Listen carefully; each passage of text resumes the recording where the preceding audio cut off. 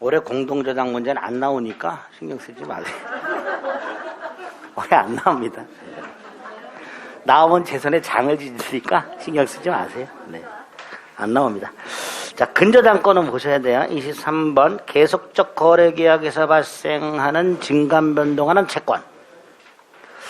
당연히 채권이 발생하지 않더라도 채권을 발생시키는 계약 플러스 근저당권 설정 계약 플러스 근저당권 등기. 그럼 근저당권은 성립하겠지요.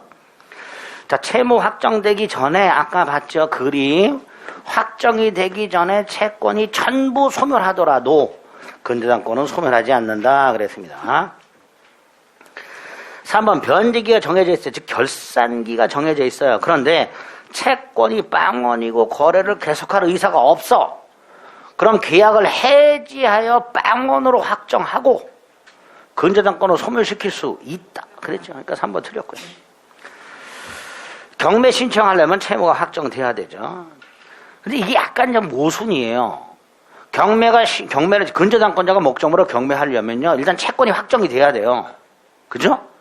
그리고 나서 그걸 안 주면 경매를 넣을 거 아닙니까? 그런데 확정하고 경매를 넣을 때까지 이자가 불어나죠. 그래 안 그래요? 그러니까 신청 시에 다시 한번 확정된다고 생각하시면 되는 거예요. 근저당권자가 경매를 신청하면요. 최종적으로 확정되는 시기가 언제다? 신청시.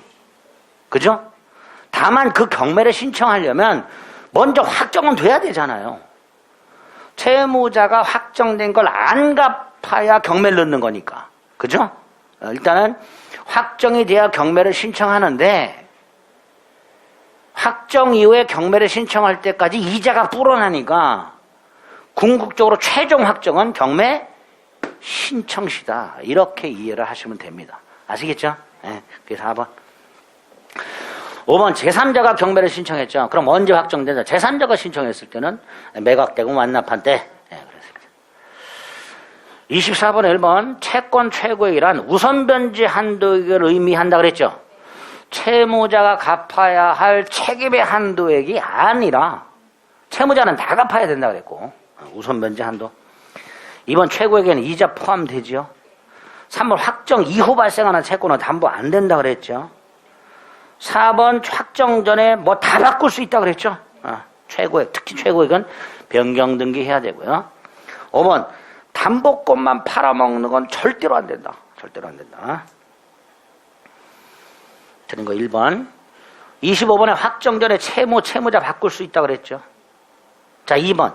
확정 이전에 발생한 채권에 대해서 확정 이후에 붙는 이자. 이거는 담보된다. 3번. 후순위 근저당권자가 경매를 신청했으니까 선순위 근저당권은 언제 확정된다? 완납한 때. 완납한 때. 매각되고 완납한 때. 4번. 근저당권만 양도 하늘이 두 쪽 나도 안 돼. 5번 채권 총액이 최고액을 초과해 이때 채무자는 다 갚아라. 최고액만 변제하고는 근저당 말소를 청구할 수가 없다. 그죠? 26번 1번 최고액이 우선 변제 한도를 말하니까 그 초과하는 부분은 담보되지 않는다. 즉 우선 변제 받을 수 없다. 2번 최고액에는 근저당권 실행비용은 포함되지 않는다. 3번 근저당권에서 장래 결산기까지 소멸에 있어서 부종성이 요구되지 않는다. 무슨 뜻이요? 결산기까지는 설령 채권이 소멸하더라도 부종성, 근저당권 소멸 안 된다 그랬죠. 부종성 적용 안 된단 말이죠. 그 말이죠. 4번 계약에 의해서 설정된 계약의 합의로 최고액 존속기간 변경할 수 있고 5번 최고액은 반드시 등기해야 되고 5번이 틀렸죠. 27번 1번 근저당권 설정 후 목적물의 소유자가 바뀌었다. 전 소유자도 말소 청구할 수 있고 현 소유자도 말소 청구할 수 있다. 1번 X. 최고액은 필요적 등기사항이다. 3번 근저당권자가 경매를 신청했으니 신청시 확정된다. 4번 결산기를 정하지 않으면 언제든지 계약을 해지하여 채권을 확정할 수 있다. 채권액이 최고액을 초과하니까 채무자는 다 갚아라. 틀린 거 1번. 28번에 1번 근저당권만 팔아먹는 건 절대로 안 돼.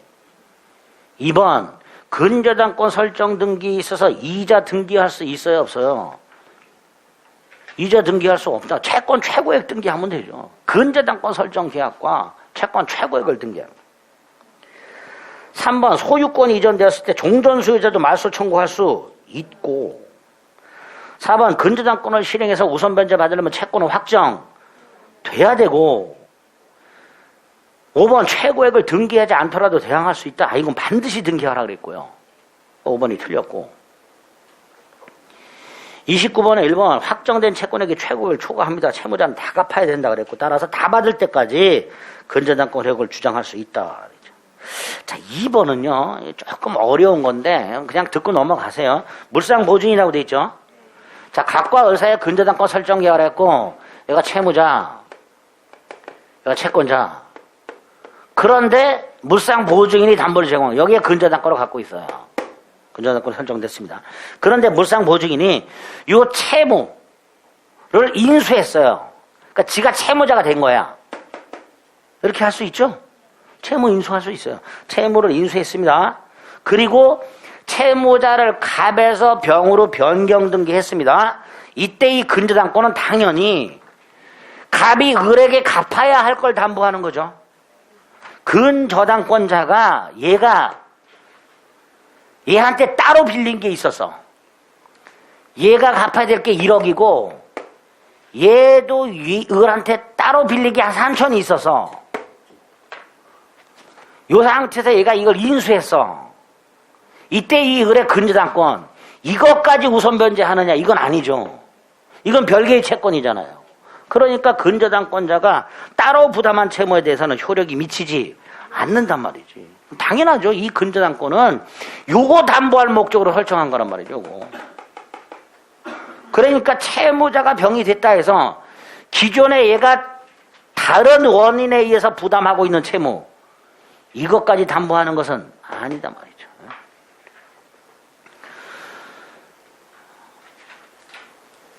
3번 후순위 근저당권자가 경매를 신청했으니까 경락되면 완납한대 확정이 될 것이고 4번 채권이 전부 소멸했고 거래를 계속할 의사가 없으니까 해지할 수 있고 빵원이 되니까 말소 청구할 수 있다 이렇게 되죠. 4번 채무나 채무 범위 바꿀 수 있다 그랬죠. 단 변경 이전 건은 담보되지 않는다. 무슨 말이야? 몰라. 모르지만 안 된대. 변경 전 건은. 변경 이후 채무만 담보된대. 30번에 1번 목적물이 양도됐어요. 설정자가 누구예요? 기존 소유자. 설정자인데 목적물을 팔아가지고 현재 소유자가 아닌 자, 전 소유자. 얘도 말소 청구할 수 있다. 그 다음에 2번. 좀 전에요. 자, 얘 갑이 채무자고요. 을이 채권자예요. 그런데 이 목적물을 얘가 이제 목적물 소유자고 설정자인데 팔았어요.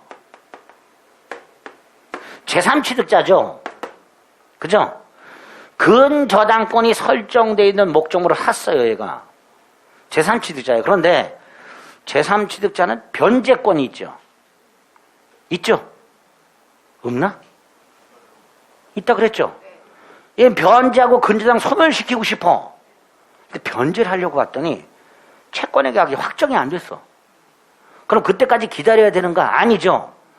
언제든지 얘는 언제든지 계약을 해지해서 확정 지을 수 있다 그랬죠. 그걸 얘가 행사하면 되죠. 그죠? 갑의 지위를 넘겨받았으니까. 갑은 언제든지 계약을 해지하여 채권을 확정 지을 수 있다 그랬죠.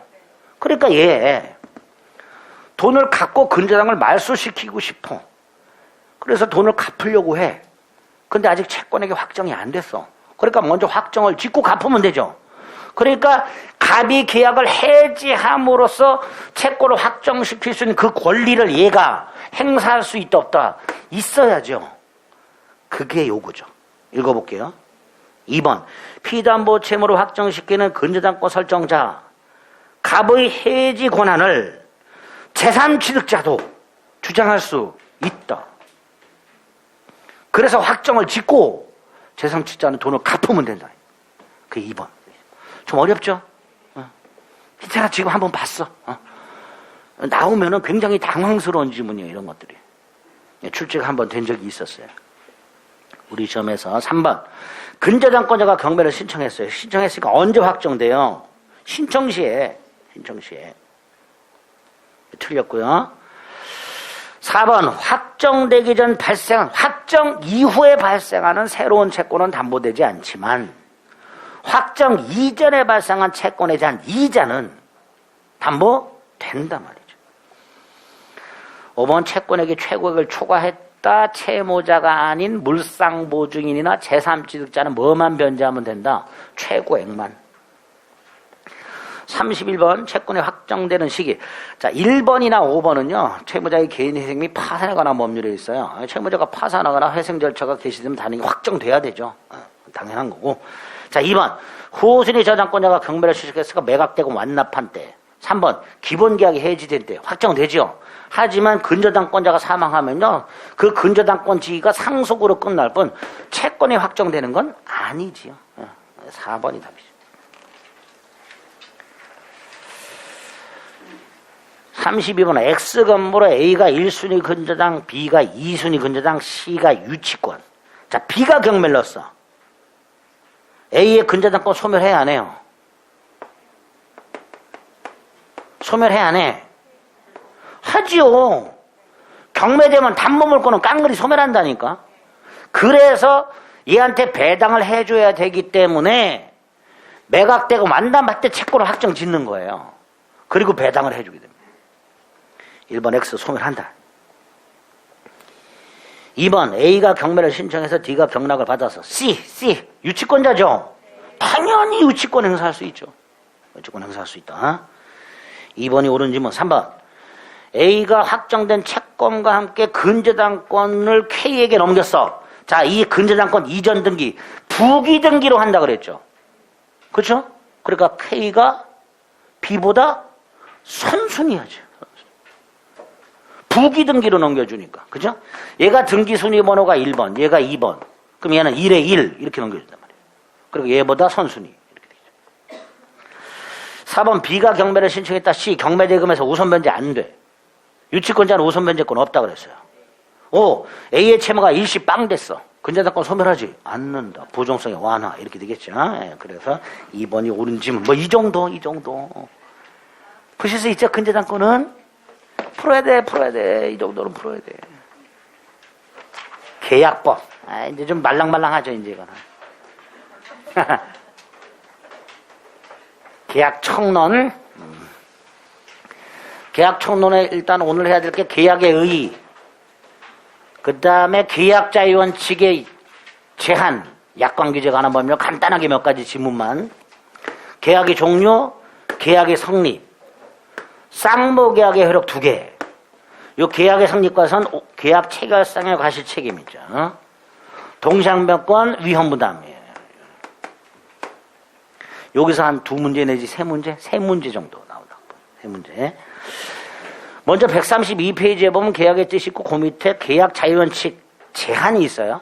계약 자유원칙이 4가지죠. 계약 체결 여부, 상대방 선택, 내용 결정, 방식. 그 중에 내용 결정의 자유를 제한하는 거. 일단 민법 총칙이 2개가 있어서 반사의 질서행위 무효, 불공정한 행위 무효. 거기다가 약관 규제 관한 법률이 하나 있죠. 자, 약관 규제 관한 법률. 약관이 보험약관이 보험계약에 편입이 되려면 보험약관을 작성한 보험회사가 상대방에게 명시설명하라. 여기 첫 번째. 명시설명하라. 반가로 1번. 단 명시설명과 면제되는 거. 반가로 2번. 약관에 있는 내용이 법령에 규정된 걸 그대로 반복하고 있는 경우. 그거라면 아무리 중요한 사항이라 하더라도 명시설명의무가 면제가 된다. 동그라미 1, 2. 당연히 약관이 명시설명이 됐고 따라서 계약령이 되었다라고 주장하는 자가 명시설명 의무를 이행했다라는 걸 증명해야 되겠죠. 주장하는 자가 증명하라 그랬습니다. 그게 3번. 만약에 오른쪽 맨 위에 명시설명 의무를 이행하지 않으면 작성자인 보험회사는 그 명시설명 의무를 이행하지 않은 약관을 계약 내용으로 주장을 못해. 하지만 상대방이 주장하는 건 괜찮아. 상대방은 주장할 수 있다. 4번 명시설명한 약관과 다른 약정 할 수 있고 그게 우선해. 개별약정 우선.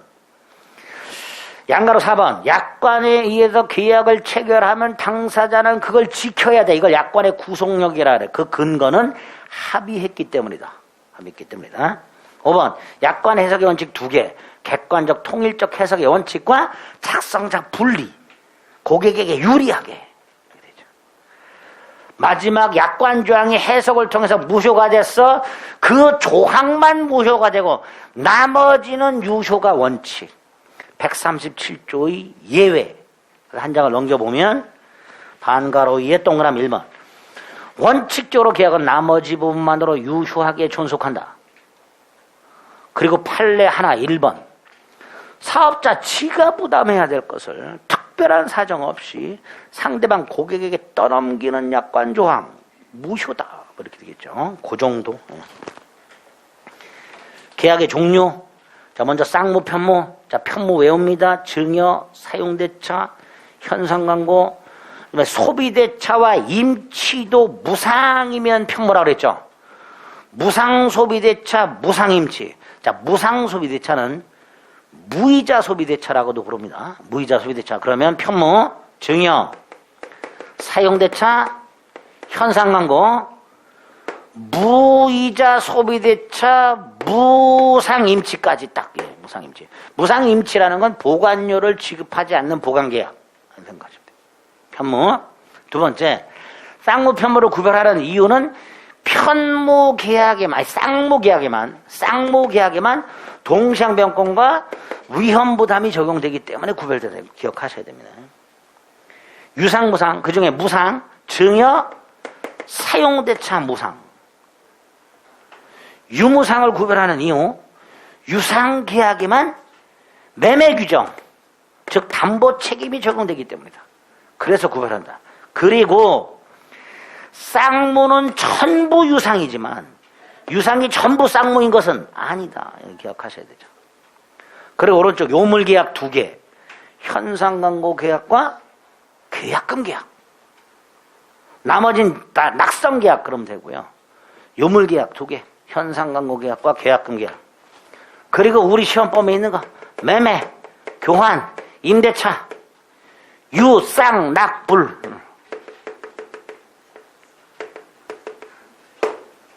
유상, 쌍문, 낙성, 불요식. 증여, 사용대차, 무편, 낙불. 이게 불락이야? 그렇게 생각하지 마시고. 무상. 저는 이게 불락이야? 그게 뭔지 몰랐었어요, 처음에. 근데 허재가 옛날에 감독하면서 이게 브로킹이야? 그거를 불락이라 그랬나. 막 한 심판한테 항의할 때 이게 불락이야? 이렇게 돼. 그게 어디서 나온 건데 했더니 블록. 휴소를 이렇게 막는 거. 그거를 불락이라고 얘기해. 아이고, 참. 사람 됐죠, 어제. 예. 옛날에 음주운전 3번이나 걸려가지고, 예. 젊은 때 아주, 예. 화려했죠. 뭐 얘기다 허재까지 나왔나? 무상, 편무, 낙성, 불요식. 예.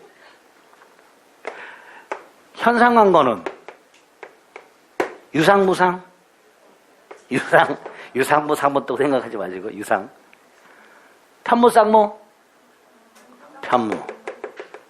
낙성, 요물? 요물. 그 다음에 이제 요식일 수도 있고, 불요식일 수도 있습니다. 그 계약 내용에 따라서. 요 정도 암기하자. 그 다음에 계약의 성립. 일단 계약이 성립하려면 계약에 양당사자가 존재하고 목적 존재하고 청약과 승낙이 존재하며 일치해야 되죠. 주관적 합치, 객관적 합치. 불합치하면 계약은 성립하지 않는다. 불합치하라는 정도가 아무리 근소해도 계약은 성립하지 않는다. 불합치한다는 걸 당사자가 모르고 있어도 계약은 성립하지 않는다. 일단 불합치, 그럼 계약 성립하지 않는다. 두 번째, 계약 당사자가 누구냐?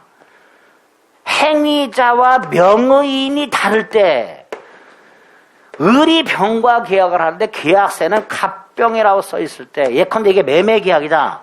그럼 계약 당사자인 매도인이 행위자냐 명의인이냐 이거 먼저 확정지어야 된다. 어떻게? 행위자와 상대방의 의사가 일치하면 일치한 대로, 일치하자면 상대방 입장에서 계약 당사자가 누군지를 확정지어라. 그런 것들을 기억나셔야 됩니다. 양가로 1, 반가로 1, 반가로 2, 그 다음에 양가로 3. 그 정도. 다음 페이지. 불합치하면 계약은 성립하지 않는다 그랬죠?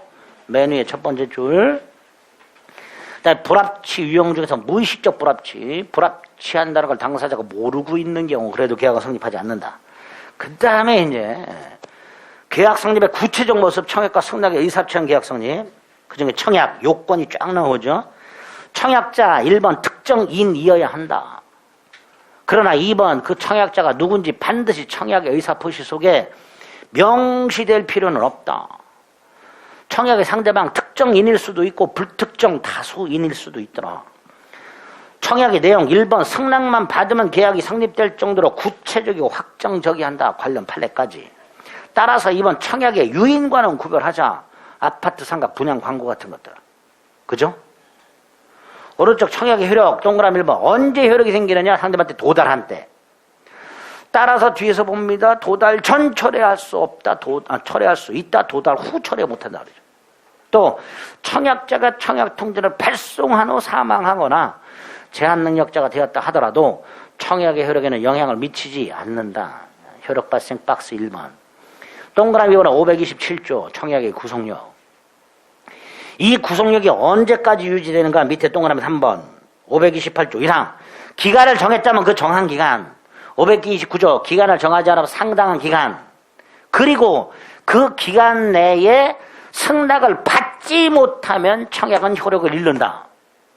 따라서 530조 기간이 지나서 승낙이 도달했다. 청약의 효력이 상실된 상태에서 승낙이 도달했으니까 계약은 성립하지 않는다. 다만 이걸 청약자가 새 청약으로 볼 수 있다. 528조 1항, 529조, 530조 딱 이게 한 세트.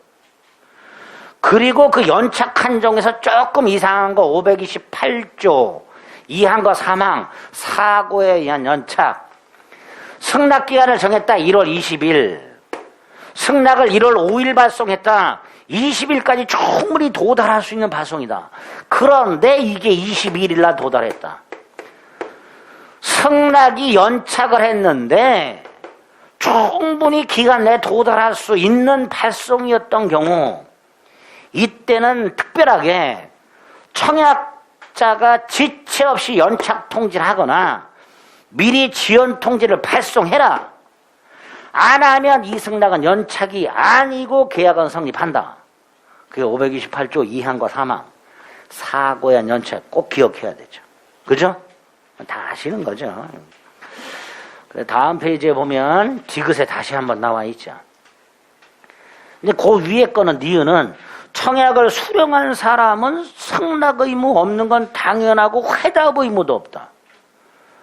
그래서 청약자가 언제까지 회답하지 않으면 계약은 성립한다로 통지했다 하더라도 상대방을 구속하지 않는다. 상대방은 개무시할 수 있다. 이러듯이. 밑에 승낙은 동그라미 2번 청약과 내용이 일치해야 됩니다. 그래서 534조 승낙의 내용을 청약의 내용을 변경을 했거나 청약에다 조건 붙여서 승낙을 했다면 청약 거절과 동시에 새 청약으로 본다. 그죠? 그다음에 오른쪽 531조 격지자 간의 계약은 승낙 통지를 발송한 때 성립한다. 이걸 언제 써먹냐? 기간 내에 발송 승낙을 기간 내에 도달 계약 성립했죠? 적용합니다. 발송시 성립. 충분히 기간 내에 도달하게끔 발송을 했지만 사고에서 연착을 했고 청약자가 아무런 통지를 하지 않은 경우 따라서 이 경우는 계약이 성립한다. 여기에도 적용한다. 언제? 발송시. 531조로 그 두 군데 적용한단 말이죠. 격전의 계약은 승낙 통지를 발송한 때 성립한다. 자, 양가로 1번 기타 방법에 의한 계약 성립 2개 의사 실현에 의한 것과 교차 청약. 의사 실현은 2가지. 언제 계약이 성립해요? 승낙으로 볼 수 있는 사실이 있을 때. 청약자가 그 사실을 안 때가 아니라 그 사실이 있을 때. 또 하나 예금 계약이 언제 성립한다? 금융기관이 돈을 받아 확인한 때. 그 두 가지 기억하시면 되고, 교차청약은 첫째, 양청약의 내용은 일치해야 된다. 두 번째, 양청약이 모두 도달한 때 계약이 성립한다. 그거 기억하시면 되죠. 양가로 3번, 계약은 성립했으나 목적 달성이 원시적 불능이더라. 1월 10일 날 주택을 매매하는 계약을 했는데 주택이 1월 9일 날 이미 멸실됐더라. 원시적 불능이죠. 계약은 무효. 단, 이 원시적 불능을 알았거나 알 수 있었을 경우 선의 무과실의 상대방에게 손해를 배상해라. 이걸 계약 체결상의 과실 책임이라 한다. 이행이익을 넘지 않는 범위 내에서 실뢰이익을 배상해라. 계약의 유효함으로 인하여 생길 이익을 넘지 않는 범위 내에서 계약의 유효를 믿었음으로 인하여 입은 손해를 배상해라. 이걸 계약 체결상의 과실 책임이라 한다. 조문 간단히 확인하시고 밑에 의, 다음 페이지 특히 요건, 동그라미 1번, 동그라미 3번, 4번, 특히 4번 꼭 기억하자. 상대방 선의 무과실. 가운데 있는 관련 판례 뭐예요? 원시적 일부 불능. 매매 계약을 했는데 수량이 부족하더라. 원시적 일부 불능이다. 이건 담보 책임이란 게 따로 있다. 따라서 계약 체결상의 과실 책임은 적용되지 않는다. 확인해야 돼. 맨 밑에 계약 교섭 중 계약 체결에 부당한 거부. 뜻이 뭐냐? 관련 판례. 어느 일방이 교섭 단계에서 계약이 확실하게 체결될 것이라는 정당한 기대 내지 신뢰를 상대방한테 부여를 했고 상대방이 그거 믿고 행동을 했어. 그런데 정당한 이유 없이 계약 체결을 거부해. 첫째, 계약 제한 칠상 계약 체결을 강요할 수는 없다. 두 번째, 불법행위가 구성, 불법행위. 세 번째, 그 손해는 네 번째 줄 계약이 유효하게 체결된다고 믿었던 것에 의하여 입었던 상대방 손해, 신뢰 손해에 한정한다. 단 마지막 줄, 정신적 손해배상은 따로 청구할 수 있다. 다섯 번째, 그 다섯 번째 줄에 보면 계약 성립을 기대하고 지출한 계약 준비 비용이나 계약 이행 비용은 손해배상 받을 수 있다. 하지만 계약 체결을 기대하지 않고 지출한 제안서, 견적서 작성 비용은 손해배상에 포함되지 않는다. 그 정도. 그리고 이제 쌍무계약의 효력 두 개가 나왔습니다. 동시이행의 한명권. 먼저 동시이행권은 1항에 보면 계약 쌍무계약의 당사자 일방은 상대방이 이행을 할 때까지 자기 채무인을 거절할 수 있다. 오, 당연하죠. 매수인은 매도인이 소유권을 넘겨줄 때까지 자신 채무이행을 거절할 수 있다. 이게 동시한명권이죠. 다만 갑이 아직 변제기가 아니야. 을이 먼저 변제해야 돼. 선이행 의무. 그럼 그러하지 아니하다. 항변권 행사할 수 없다. 그런데 2항 선이행 의무라 하더라도 불안하다면 상대방 이행이 곤란한 현저한 사유가 있다면 선이행 의무라 하더라도 항변권 행사할 수 있다. 일단 조문이 그렇게 돼 있죠. 요건 조심합니다. 첫째, 동시항변권이 성립하려면 동일한 하나의 쌍무계약상 대가적 채무가 생겨야 돼. 그래서 각과 을 사이에 만약에 임야 매매 계약을 했다. 쌍무계약이죠. 그때 대가적 채무가 뭐예요? 임야 소유권 이전과 매매대금 지급이죠. 이게 동시행관계야. 따라서 각과 을이 특약을 따로 해서 별개의 약정, 묘지 두 기를 이전하기로 이거는 따로 대금 지급과 동시하기로 특약을 하지 않는 한 동시행관계가 아니다. 그게 동그라미 1번. 별개의 약정을 통해 생긴 채무는 그것까지도 동시하기로 약정을 하지 않는 한 동시행관계가 아니다. 두 번째 다음 페이지 동그라미 2번. 을이 대금 채권을 팔아먹거나 갑이 을의 채무를 병이 인수하더라도 항변권은 존속한다. 당사자가 바뀌었을 뿐 채권 채무가 바뀐 건 아니니까. 또 어느 일방의 채무가 이행불능으로 손해배상 채무로 바뀌었다. 상대방이 계약을 하지 않는 한 그 손해배상 채무와 상대방 채무는 여전히 동시행관계다. 네 번째, 경계계약을 했다. 기존의 계약 내용 1억이었는데 1억 5천으로 바꿨다. 이게 경계계약이다. 기존 채무의 항변권은 소멸한다. 네 가지 지문을 기억하셔야 됩니다. 반가로 2번, 중도금지구 같은 선이행 의무가 있다. 항변권 없다. 단 두 가지, 불안의 항변권과 두 번째, 중도금 지급이라는 선이행 의무를 이행하지 않고 민기적거리다가 잔금지급끼리 도래함으로써 상대방 이행기가 도래했을 때는 잔금뿐만 아니라 중도금과 중도금에 대한 연체이자 이게 매도인 소유권 이전과 동시 이행 관계가 된다. 선이행 의무라 하더라도 항변권에 생기는 경우가 두 가지가 있다. 박스 2번에 양가로 1, 양가로 2. 그리고 관련 판례.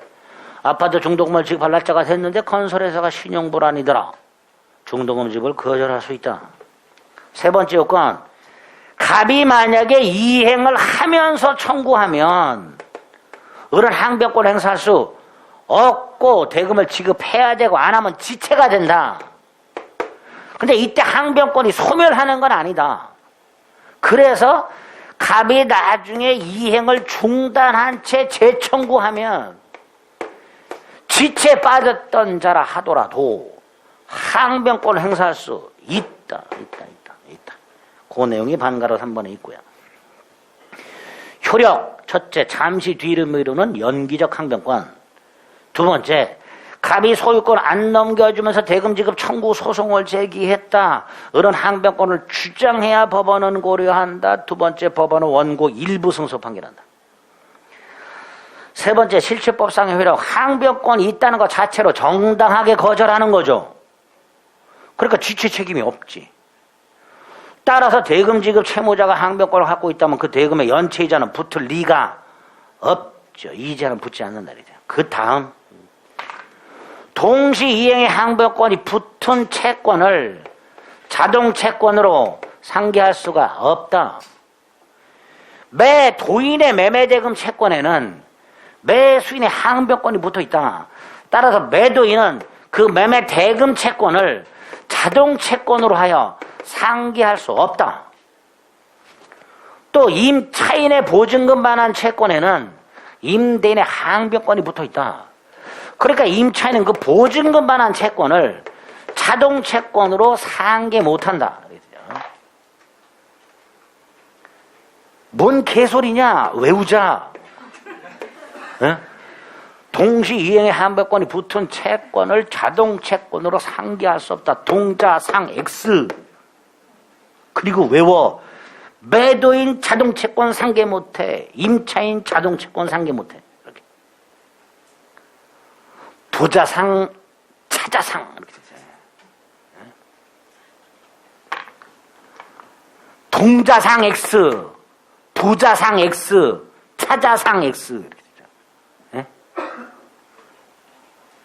안 된단 말이죠. 머리가 터질 것 같지요? 안 터진다 그랬죠? 예, 안 터져. 외워. 이런 거 외우는 거예요. 외워야 돼요. 78일 남았어. 외워야 돼. 어느 쪽 위에서 두 번째 줄. 자, 아까 매도인의 매매대금 채권은 매수인의 항변권이 붙어 있다고 그랬죠? 그 항변권이 붙은 채권도 소멸시효에 걸린다. 동자상 X, 동체소 동그라미. 예? 외워. 동자상 X, 동체소 동그라미. 동자상이 뭐요? 기억나야 되죠. 동시 이행의 항변권이 붙은 채권을 자동 채권을 상결 못해. 동체수 동그라미 또 뭐요? 동시 이행의 항변권이 붙은 채권도 소멸시에 걸린다. 그 다음에 이제 항변권 적용을 확대해서 항변권이 인정되는 것과 안 되는 것들인데, 인정되는 것이 일단 변제와 영수증 교부가 있죠. 그죠? 안 되는 거 외우자 그랬죠. 맨 밑에 거. 첫째, 변제와 채권증서 반환. 이 채권증서 대표 중에 뭐예요? 차용증. 두 번째, 변제와 담보권 말소. 예를 들어 변제와 저당권 등기 말소, 변제와 가등기 담보권 말소, 변제와 담보 목적 소유권 등기 말소. 동시행관계 아니다. 토지거래 허가 신청 절차 협력 의무와 대금 지급 의무, 임대인의 보증금 반환과 임차인의 임차권 등기 말소. 이런 거 동시행관계 아니고 하나 더 추가. 다음 페이지 7번에 1번. 근저당권자가 목적물을 경매에 넣고 그걸 병이 낙찰을 받았고 병은 법원에 대금을 납부했고 법원은 그걸 배당을 끝내고 병의 이름으로 등기를 마친 상태에서 근저당권 실행 경매가 무효가 되었을 때 근저당권자의 배당금 반환 의무와 경락이나 소유권 등기 말소 의무는 동시행관계가 아니다. 이행의 상대방이 다르다. 그죠? 반면에 반가로 2번 갑이 을을 속여서 돈을 빌려주고 부인의 이름으로 근저당권을 설정했을 때 두 가지 기억하자 그래서 꼭꼭꼭 을이 기망을 이뤄 근저당권 설정 계약만 취소됐다 하더라도 전체 취소 효력이 있다. 도대체 이것도 취소됐고 이것도 취소됐으니까 부당이득 반환해야 되죠. 을의 금전 반환 의무, 병의 등기 말소 의무, 부당이득 반환이다. 따라서 동시이행 관계 다까지 기억하자. 반가로 2번. 아주 중요하죠. 동시관계. 위험부담. 단순하게 기억하자. 위험부담은 갑이 을에게 땅을 팔았다 또는 건물을 팔았다. 그런데 계약 후에 땅이 소용되거나 건물이 지진으로 멸실됨으로써 갑의 채무가 후발적으로 불능이 됐는데 갑에게 아무런 잘못이 없더라. 첫째, 갑의 채무는 소멸한다. 두 번째, 갑은 대금 청구 못한다. 그게 채무자 위험부담. 세 번째, 미리 받은 계약금 반환해라. 이게 원칙. 그죠? 다만 을의 귀책 사유로 불능이 되거나 채권자 귀책 사유, 채권자 잘못으로 불능이 되었거나 채권자 지체 중 불능이 되었거나 둘 다 채권자 잘못이 있죠. 그러니까 네가 부담해라. 대금 지급하라. 그죠? 다만 갑 별도의 이득은 상환하라. 채권자가 위험을 부담함으로써 채무자가 대금을 지급받은 경우에 별도의 이득을 얻은 게 있다면 그 이득은 상환해라. 이렇게 되죠. 그걸 위험 부담이라 한다. 조문 확인해 보시고 537조 쌍목의 당사자 일반 가백 채무가 지진 등 쌍방 책임 없는 사유로 이행이 됐을 때 불능이 된 채무의 채무자 갑은 이행 청구 못한다. 대금 청구 못한다. 다만 538조 1항 채권자의 책임 있는 사유로 이행할 수 없게 된 경우 채권자 지체 중 이행할 수 없게 된 경우 둘 다 이행 청구할 수 있다. 하지만 2항 채무자는 별도의 이득은 상환해라. 조문이 그렇게 돼 있죠. 오른쪽 박스 안에 있는 효과 원칙과 예외로 나눠서 머릿속에 넣어주시면 됩니다. 이런 걸 위험 부담이라 한다. 물건보다 훨씬 쉽잖아요. 내용 보겠습니다. 문제 248페이지.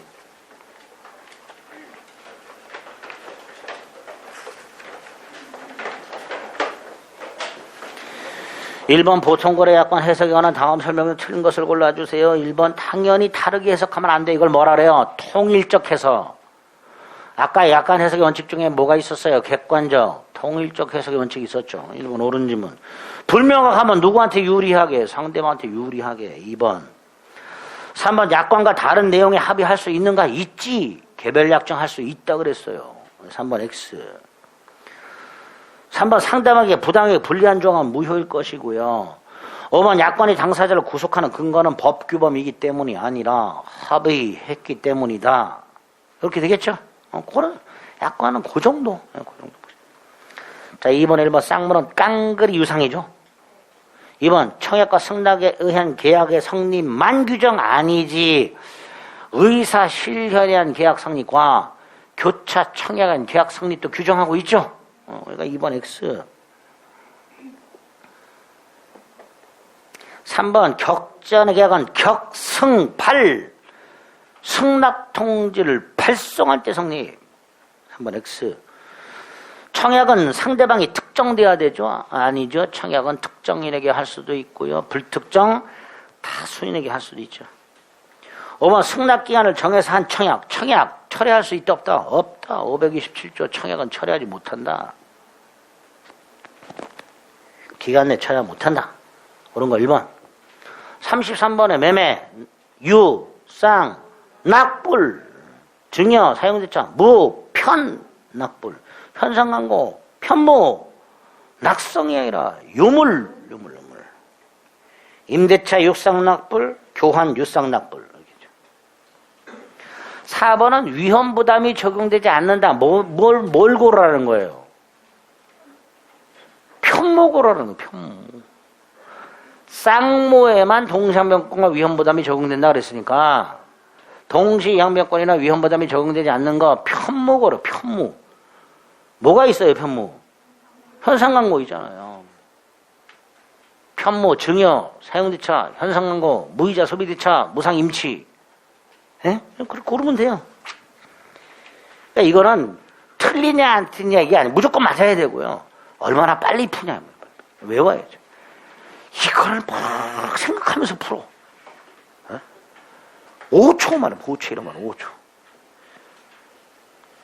5번 1. 청약자가 청약을 발생할 수 죽었어. 괜찮죠? 죽은 게 괜찮은 게 아니라 청약이 괜찮아. 청약이. 청약은 영향이 없다. 효력을 잃지 않는다. 청약의 구속력은 승낙기간 경과 후 청약자가 청약을 철회한 때 뭔 개소리야. 승낙을 받지 못하면 기간 경과로 청약은 소멸한다니까 그냥. 그죠? 기간 후 청약자가 철회하는 게 아니에요. 기간이 경과하면 그냥 청약은 효력을 잃어. 2번 X. 3번 상대방은 회답 의무 없음. 3번 자동 판매기 설치 청약이죠. 전원을 뽑아버렸어. 청약 철회죠. 따라서 작동하는 동안에만 청약이죠. 당연히. 당연하죠. 그거는 당연하죠. 5번 계약의 청약은 특정인에 대해서 행해져야 된다. 아유 특정인에게 할 수도 있고 불특정 타수인에게 할 수도 있고. 3번이 옳은 질문. 6번 부산 사는 갑이 서울 사는들에게 편지로 격지자. 편지로 격지자. 1번 갑이 편지를 보내놓 도착하기 전에 제한 능력자가 됐어. 그래도 청약은 효력을 잃지 않지요. 1번 X. 청약은 효력이 생긴다. 도착한 후에 아이 상관없죠. 도착 전이든 도착 후든 발송 후 갑의 사망. 제한 능력. 이거는 청약의 효력에 영향을 미치지 않아. 2번도 X. 3번 승낙기간 안 정했어. 그럼 상당한 기간이 경과하면 청약은 효력을 잃죠. 누가 그래? 그 앞에 뭐가 있어야지. 승낙을 받지 못한 채가 들어가야지. 승낙을 받지 못한. 아이고야 죄송합니다. 예. 아까 조문 외우자 그랬어요. 어디 갔어? 137페이지.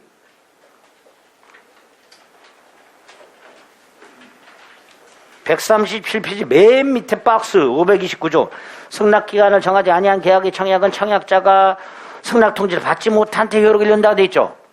기간이 경과한 때 효력을 잃는다고 그랬어요? 아니잖아.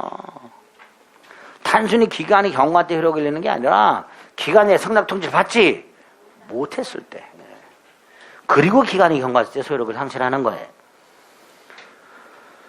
그래서 6번에 3번도 X. 4번 승낙기간을 정했어. 근데 그 승낙이 기간 후에 도달했어. 연착했죠. 갑은 뭐 새 청약으로 볼 수 있다. 조건이나 변경을 가했다. 그러면 청약 거절과 동시에 새 청약으로 본다. 이건 볼 수 있다가 아니야. 봐야 돼. 본다. 5번 X. 4번은 볼 수 있다. 5번은 본다. 에? 똑같은 거예요? 아니잖아. 본다고 볼 수 있다고 어떻게 같아? 다르지.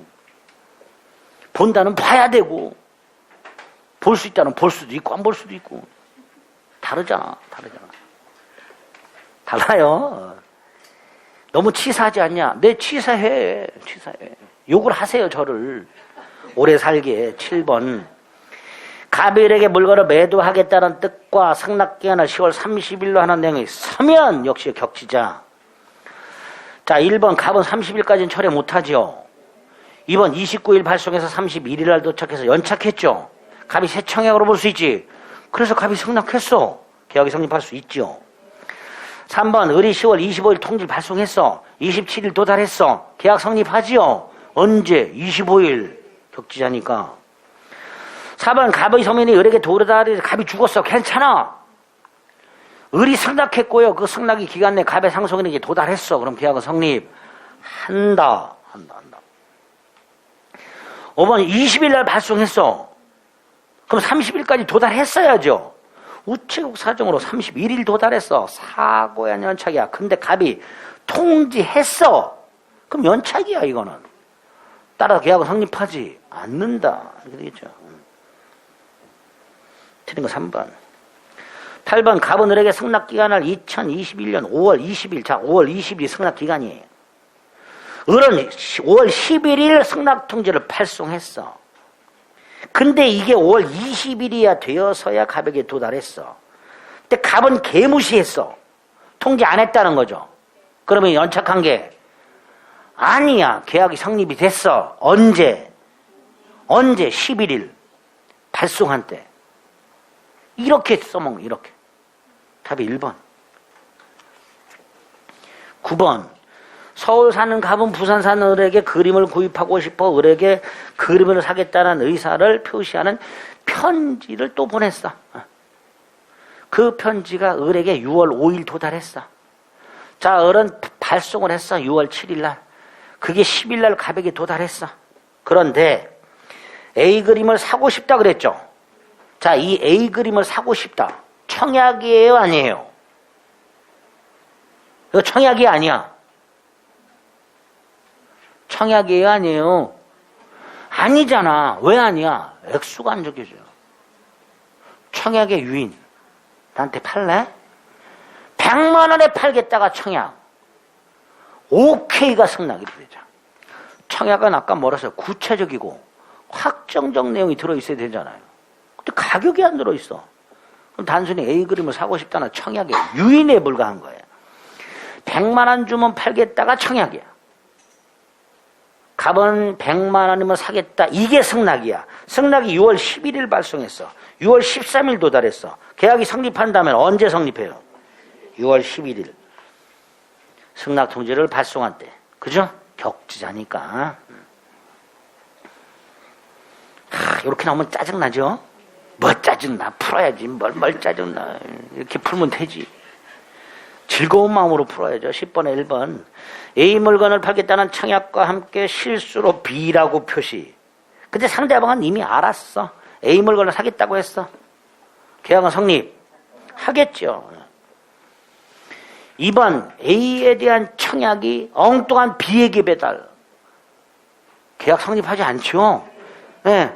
갑이 B하고 결혼을 하고 싶어서 청혼을 했는데 동명이인에게 청혼했어. 이게 똑같은 거 이거예요. 이거 안 되잖아요. 그거 똑같잖아. 3번 중국에서 청약자는 미국 달러, 상대방은 홍콩 달러. 무의식적 불합치. 그죠? 4번 A가 한 청약에 B가 조건 붙였어. 그럼 새 청약이죠. A가 거절했어. 계약은 성립하지 않는다. 5번 A와 B가 동일한 내용의 청약을 동시에 발송했는데 하나만 도달했어. 계약 성립하지 않죠. 양 청약이 모두 도달해야 계약이 성립합니다. 11번에 1번 청약은 구체적이고 확정적이어야 되죠. 2번 의사실현 말하는 거죠. 일정한 사실도 승낙으로 인정되면 계약이 성립할 수 있고요. 3번 매수인이 조건 붙여 승낙하면 이게 청약 거절과 새 청약이죠. 그러니까 A의 갑의 청약은 실효될 것이고. 4번 10만 원을 팔겠다. 근데 B가 8만 원이면 사겠다. 이게 새 청약이죠. 계약은 성립하지 않았죠. A가 응하지 않자 B가 처음대로 다시 사겠다. 이게 또 다른 청약이 되는 거예요. 이게 또.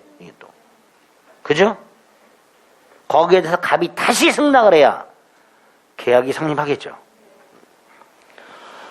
5번 승낙기간을 정한 계약의 청약에 대해서 승낙통지가 기간 후에 도달했다. 연착했죠? 따라서 청약은 효력을 잃는다. 기간 후에 도달했다면 청약은 효력을 잃는다. 이렇게 되죠. 12번 청약은 그에 응하는 승낙만 있으면 계약이 성립될 정도여야 한다. 2번 승낙이 우체국 사정으로 연착이 됐는데 청약자가 통지를 안 했다. 그럼 연착하지 않은 것으로 본다. 추정한다가 아니라 본다. 참 몇 번 나왔죠 이거. 제가 볼 때마다 외우시라 그랬어요. 이제 그만 치사하다 그러고요. 이걸 외워야지. 3번 격승발. 4. 조건 붙였어. 청약 거절과 동시에 새 청약으로 본다. 5번 교차 청약, 양 청약이 도달한 때 계약은 성립한다. 13번 1번 청약은 불특정 다수인에게 할 수 있죠. 그러나 승낙은 특정한 청약자에게만. 2번 승낙 통지는 기간 내에 도달해야 되는 게 원칙이죠. 3번 승낙을 거절하면 청약도 효력 상실된 거고 승낙도 없어진 거야.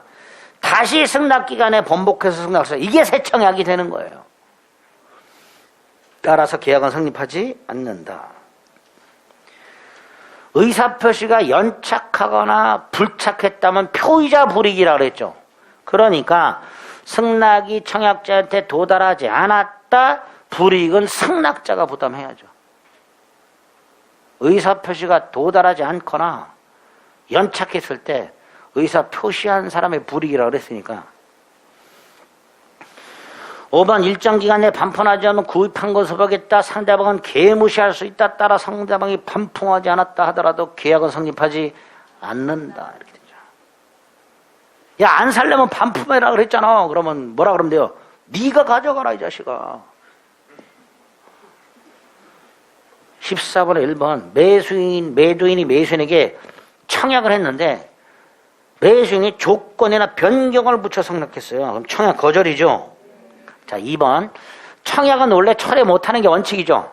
사람들한테 도달하면 철회 못하는 게 원칙인데 예외 판례가 하나 있죠.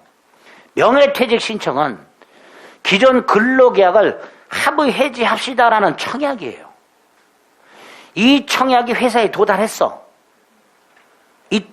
이때 철회 못하는가? 아니야. 우리 대법원에 의하면 회사가 승낙을 해서 근로계약이 합의 해지되기 전까지는 철회할 수 있다. 2번 옳은 질문. 3번 계약을 체결하면서 계약으로 일어난 효과에 관해서 제대로 알지 못하고 처분문서인 계약서를 작성했다. 일단 계약서대로 계약은 성립. 계약은 성립. 이렇게 되게 하는 거예요.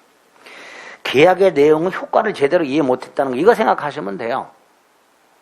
나는 신원보증서류라고 생각하고 계약서에 탁 사인을 했어. 다 저 그때 연대보증계약서야. 일단 연대보증계약은 성립하죠. 차고 취소만 문제가 된다고 그랬잖아요. 그거 생각하시면 돼요. 내가 이 계약의 내용을 잘못 이해했어. 그래도 일단 계약은 성립한다. 4번 매매 목적물과 대금은 계약 당시 반드시 특정될 필요는 없고 그 기준이 마련되어 있으면 충분하다. 5번 계약의 객관적 요소는 아니더라도 당사자가 중대한 의의를 두고 계약의 성립 요건으로 할 의사를 표시한 때, 자, 이거 생각하시면 돼요. 우리 매매 대금 같은 거 어떻게 지급할 것인가? 이거 매매 계약의 중요한 내용이에요?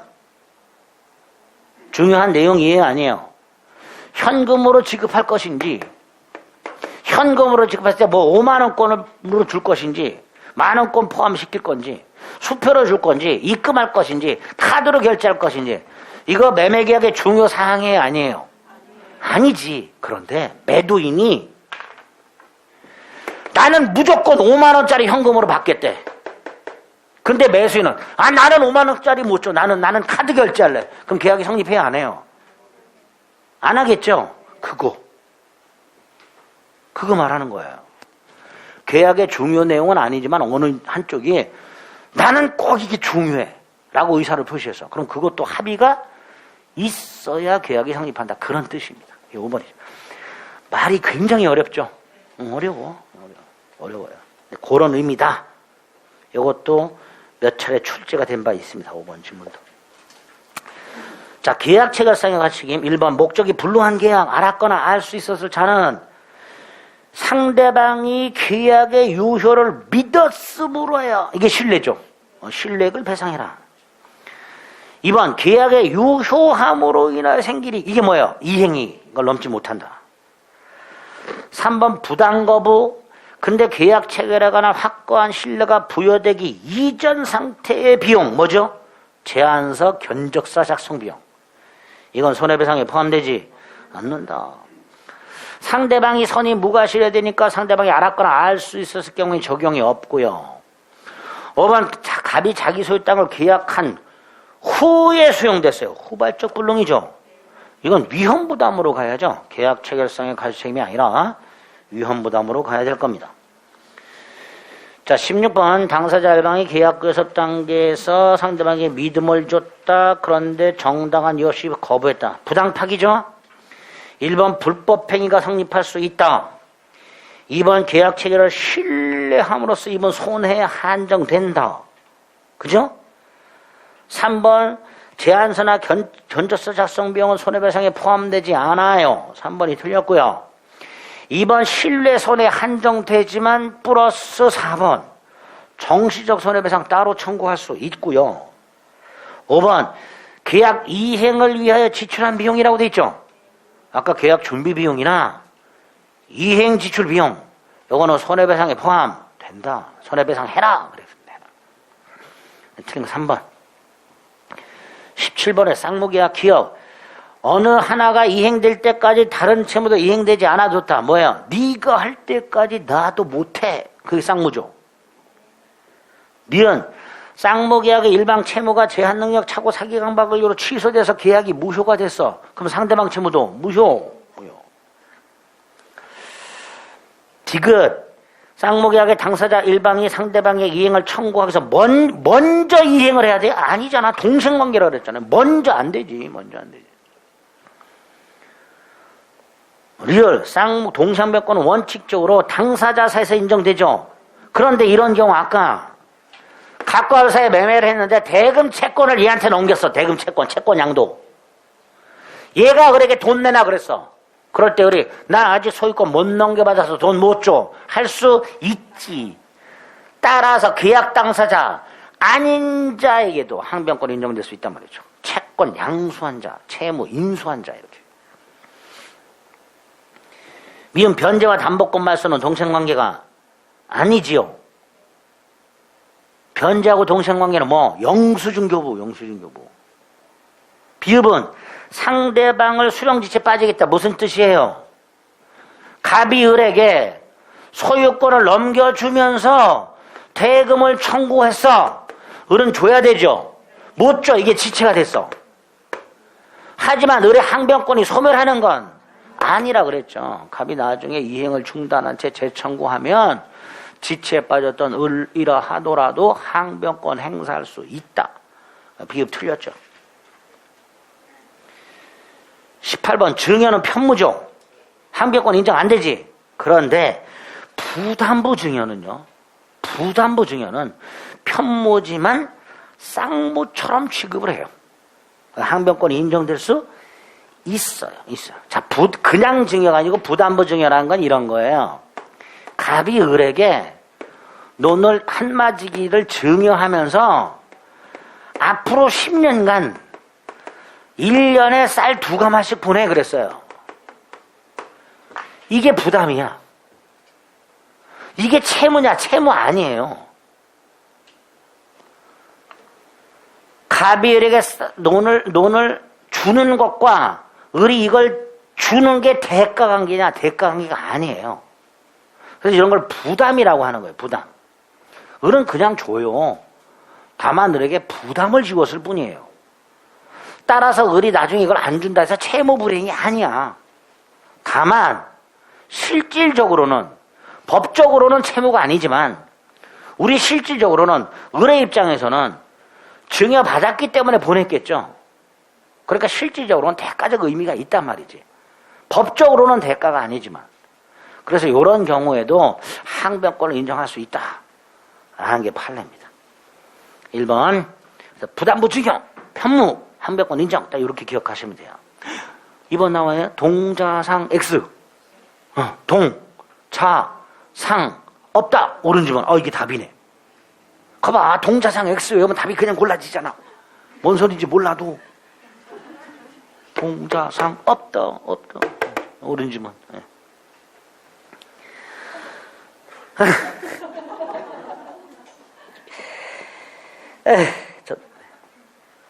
같이 한숨만 푹푹 쉬고 있을까요? 아니지. 즐거운 마음으로 3번. 선이행 의무자, 즉 중도금지급을 지체하는 동안에 상대방 이행기가 도래하면 중도금지급도 뭐가 생긴다? 동생관계가 인정된다. 4번. 채권이 변지기가 있다 하더라도 상대방 채무에게 동시항변권이 있는 경우에 뭐예요? 동시 이행에 항변권이 붙어있는 채권이라는 뜻이에요. 채권에 상대방 항변권이 붙어 있단 말이죠. 소멸시에 걸린단 말이죠. 그거 말하고 있습니다. 4번 X. 5번 지치에 빠진 항변권 소멸해요? 예, 지치에 빠지면 항변권 소멸해? 아니지. 항변권을 행사할 수 없다일 뿐 항변권이 소멸하는 건 아니다. 19번 1번 별개의 계약이 보이죠? 아까 임야 매매 계약을 하면서 특약을 통해서 묘지 2기를 넘겨주기 그래서 그 묘지 2기를 이전하는 채무. 이건 원칙적으로 동시항변권 인정되지 않는다. 반면에 2번 뭐죠? 어느 일방의 채무가 이행불능으로 손해배상 채무로 바뀌었어. 항변권 존속한다. 3번 거지 같아. 뭔 소린지. 4번 먼저 매수인이 먼저 이행해야 될 중도금을 지급하지 않은 채 잔금 지급이 도래했으니까 중도금, 연체이자, 잔금 지급이 소유권 이전 등기 의무와 동시이행 관계가 된다. 이렇게 됐죠. 5번 갑이 먼저 이행을 제공함으로써 을이 지체에 빠졌다 하더라도 그 이행이 중단되었다면 갑이 한번 이행을 제공했다는 사실만으로 을의 항변권이 소멸하는 것은 아니다. 1, 2, 4, 5는 우리가 아는 거네요. 그죠? 그럼 3번 두 눈 딱 찍고, 딱 감고 찍는 거지. 3번은 뭐냐면요. 이런 판례는 우리 시험에 내면 안 되는데, 한번 냈기 때문에 넣어놨는데, 참 이런 거. 제발 이렇게 어려운 판례 안 넣으면 딱 좋겠는데, 시험에. 갑이 을과 공사 도급 계약을 해요. 건물 짓는. 그럼 일단은, 갑은 자기 돈으로 뭐 공사 자재 같은 거 구입해서 짓기 시작해야 될 거 아니에요. 그죠?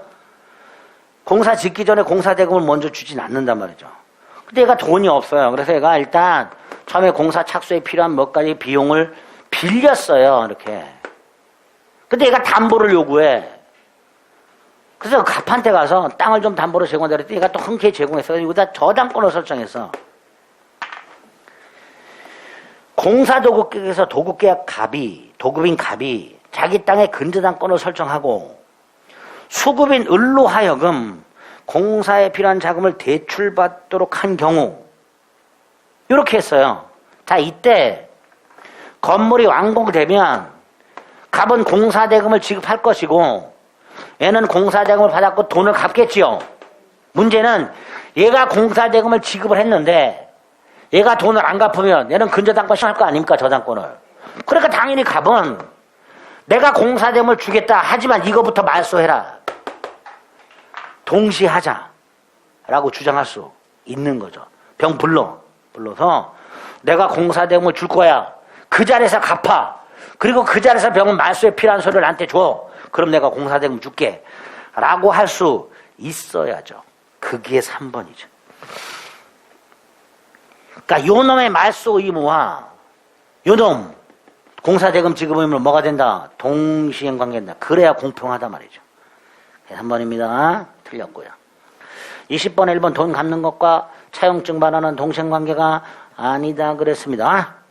2번도 마찬가지죠. 돈 갚는 것과 저당권 말소는 동시행 관계가 아니다 그랬습니다.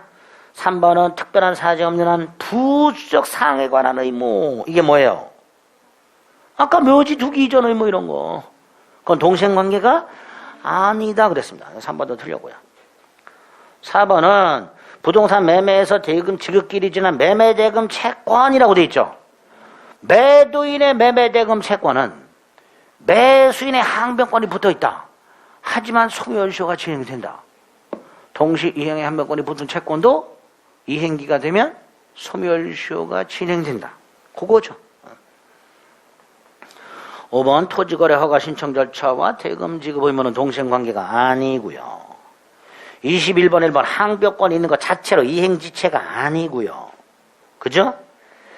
2번 선이행 의무를 지체하던 중 상대방 이행기가 도래하면 항변권 행사할 수 있다 그랬죠. 2번 틀렸죠. 3번 변제와 영수증 교무는 동시 이행 관계고요. 4번 이전 등기 청구권과 동시행 관계에 있는 매매대금 청구권 즉 항변권이 붙은 채권 소멸시에 걸리고요. 그죠? 자, 5번은요. 아까 돈 갚는 것하고 영수증 교부와 동시행 관계라 그랬죠. 그런데 돈을 빈서 어물 써줬어요. 이거 돌려받는 건 변제와 동시행 관계다 이렇게 얘기해요. 원래는 변제하고 영수증 교부가 동시행 관계인데 돈을 빈서 어음을 써준 경우에는 이 어음은요 유통이 돼요. 그래서 내가 어음을 회수하지 않고 돈을 갚았어. 나중에 어음이 청구가 들어오면 또 갚아야 되는 문제가 생겨요. 어음은. 그래서 돈 빌리면서 어음을 작성해 줬다면 그거 돌려받는 것과 변제는 동시행 관계다. 변제와 동시행 관계 있는 게 두 개. 원칙 영수증 교부. 또 하나가 어음 반환. 틀린 거 2번. 오지게 맞네. 1번. 1. 부동산 매매대금 채권이 이전 등기 청구과 동시행관계 또 나왔어요. 항변권이 붙은 채권. 예?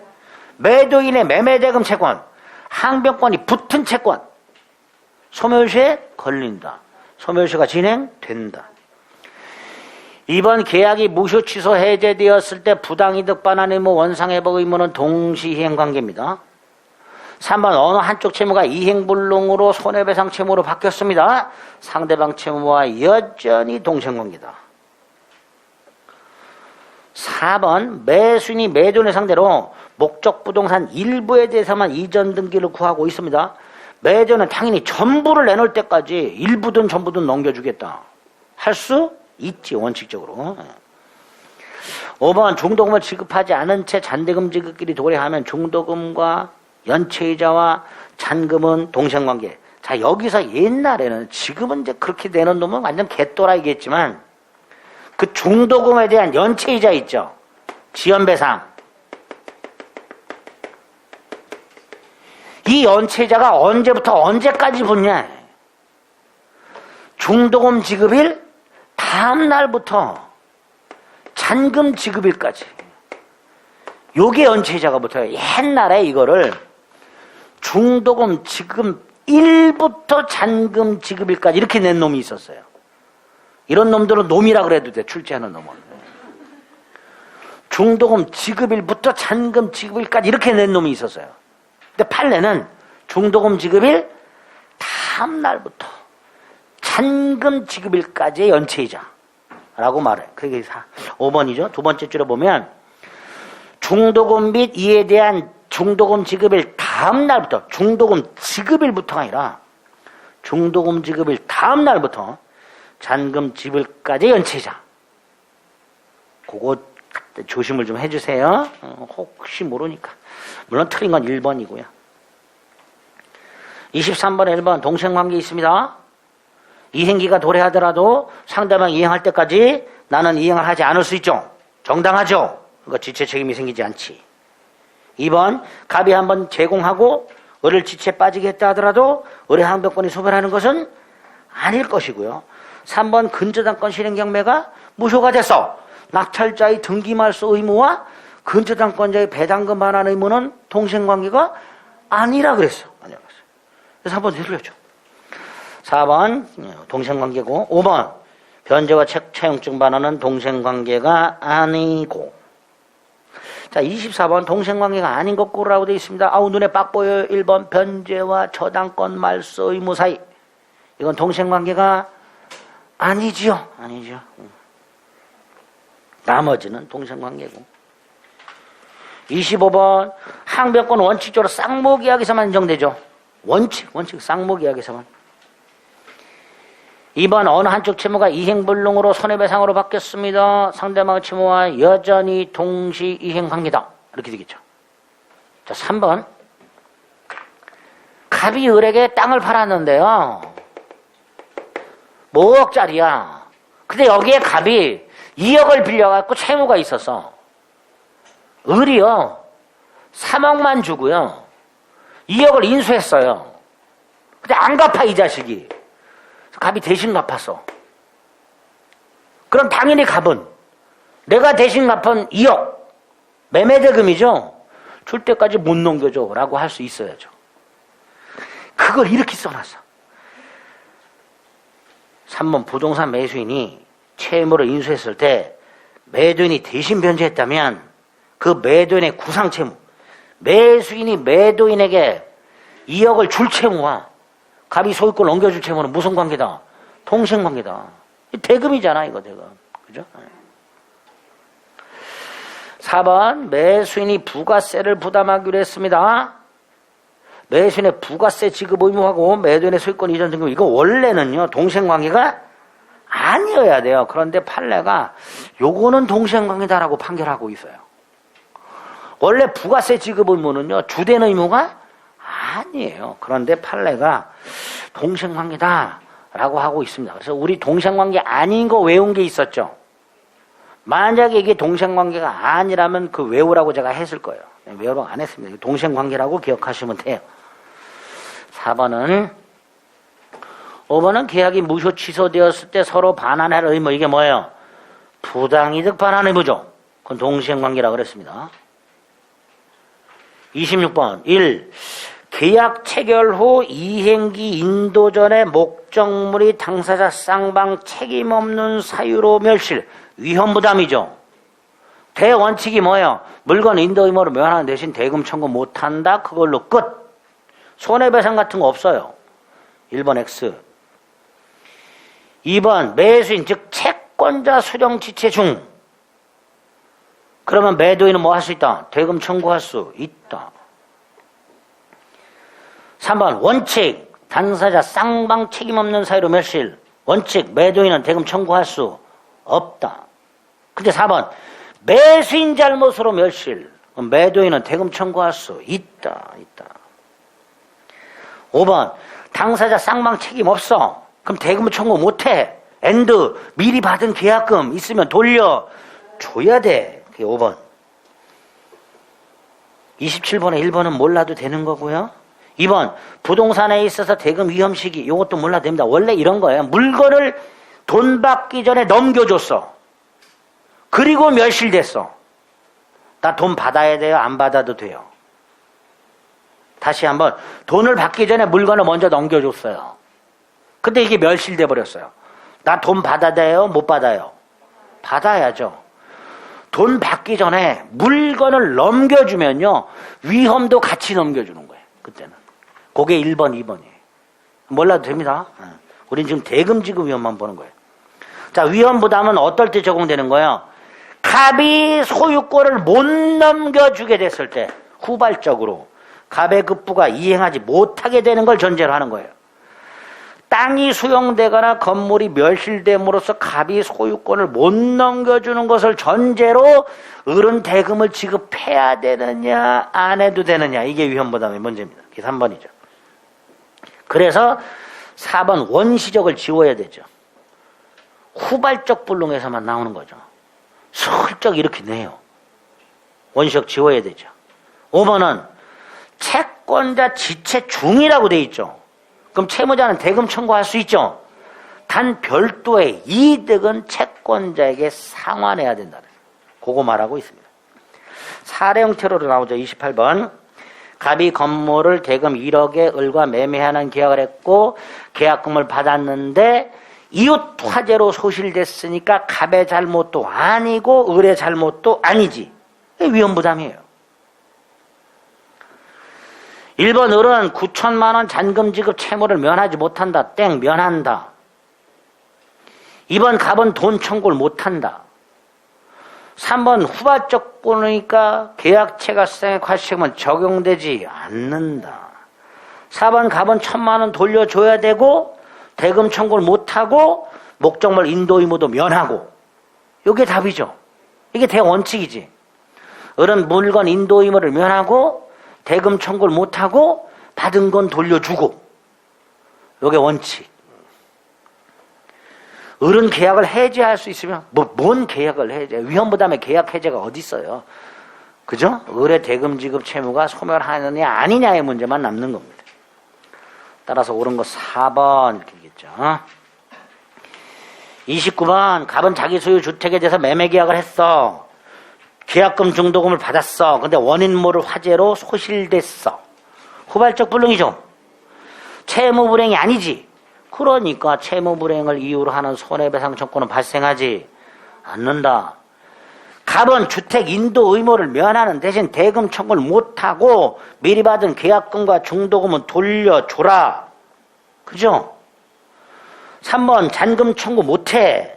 단 위험부담은 임의규정이기 때문에 당사자가 미리 요러요러한 경우에도 대금 청구할 수 있다라고 특약할 수 있고 그 특약은 유효 임의규정입니다.